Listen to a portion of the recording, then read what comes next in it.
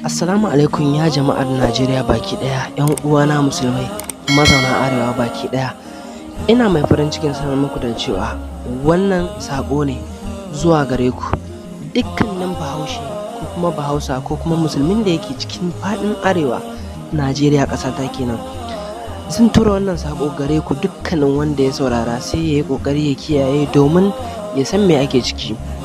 A lokacin da suka wuce baya, ana amfani da cewa Fulani suna sayan bindigogi domin ana musu abubuwan da bai kamata ba, suna kashe mutane domin suna ɗaukar fansa. To wannan zamanin da ake ciki babu maganan cewa barayi ko kuma ɗaukar fansa ko me, ana ƙoƙarin a wargaza Najeriya ne baki ɗaya. Abin da nake so in faɗa muku shine, daga lokacin Fulani suna amfani da bindigogin da suke ƙerawa nasu na kansu, zuwa addinansu, zuwa sandunansu domin illata mutane, har daga ƙarshe aka samu aka mallaka musu bindigogi masu irin AK-47 da kuma bindiga wacce ake cewa grenade, suna amfani da su. To ta ina suke samun su? Sai ku tsaya ku yi tunani ku gano shin ta ina suke samun su. Wanda yake ƙauye ba cikin gari ba, ta yaya har zai iya zuwa ya mallaki bindiga ƙira da AK-47 ko kuma grenade? Ɗan uwa 'yan Najeriya, ina so ku san da wannan. Ku yi tunani ku gano cewa menene matsalar Najeriya nan. Duk abin da ake, ina so ku san cewa setup ne domin a wargaza Najeriya da musulmai baki ɗaya. Saboda abin ya ci tara ne, ba Zamfara ba, ba Katsina ba, ba Sokoto ba, ba Kaduna ba. Ko ina faɗin Najeriya so ake a wargaza musulunci.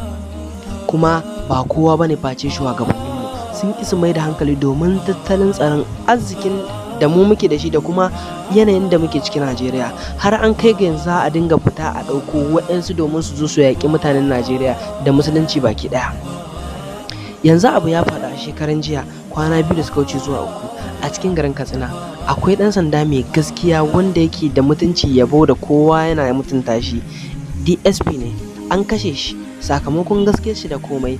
Shugaban ƙasa Muhammad Buhari ya zo domin ya kawo ziyara gare shi da ta'aziyya kan abin da ya faru da shi, aka farmake shi. To aka farmake shugaban ƙasa, ina ga kai da ba garin kake ba, baka da wani dogara face ubangijin da halicce ka. Ya kamata al'ummar Najeriya mu tashi tsaye mu san cewa me ya kamata mu yi shi, musamman yankin jihar Zamfara da ƙauyukan da ke cikin jihar Zamfara. Abin da ke wakana shine an turo su domin su yi ƙoƙari su dagula labarin musulunci a cikin Najeriya da arewa baki ɗaya. Wa'annan 'yan ta'adda ne ake ɗaukowa daga ƙasashen Najeriya ko kuma ƙasashen waje domin su zo su hallaka musulunci da mutanen da ke cikin Najeriya arewa baki ɗaya. Ina so ku san da wannan 'yan uwana musulmai. So yanzu abin da suke so su yi, na farko suna so duk ƙauyukan da suke ƙauye-ƙauye, gefe-gefe cikin Zamfara, suna so su ƙaratar da su baki ɗaya. In suka ƙaratar da su sai su shigo su jihar Zamfara kewaye su masu zobe domin su kashe kowa. Haka ne nake tunanin setup ɗinsu. Shi yasa suka fara shiga kowane yanki na ƙauyukan jihar Zamfara, suna kakkashe su, suna kwashe musu kaya, suna sai sun gama da wannan su zo su yi zobe cikin jihar Zamfara su ci gaba da kashe kowa.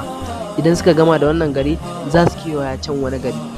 Kuma gar ku ɗauka cewa wai waɗanda suke kashe mutane a cikin jihar Zamfara su ne suke zuwa Katsina ko kuma su suke zuwa Kano ko kuma su suke zuwa Abuja ko Kaduna. A'a, na ko ina daban suke, sai dai kansu haɗa yake, kuma setup ne sa su ake suna yi. Ya kamata ku san cewa wannan abin setup ne. Al'ummar Najeriya baki ɗaya, tun daga Kaduna, Sokoto, Kano, Zamfara, Katsina da sauran garuruwa, wallahi da abin da ake yi setup ne. Shugabannin ba tausayin mu suke ba, suna yi ne saboda kansu, kuma ya za a yi su yi siyasa su da rayuwarsu. Ya kamata ku gane.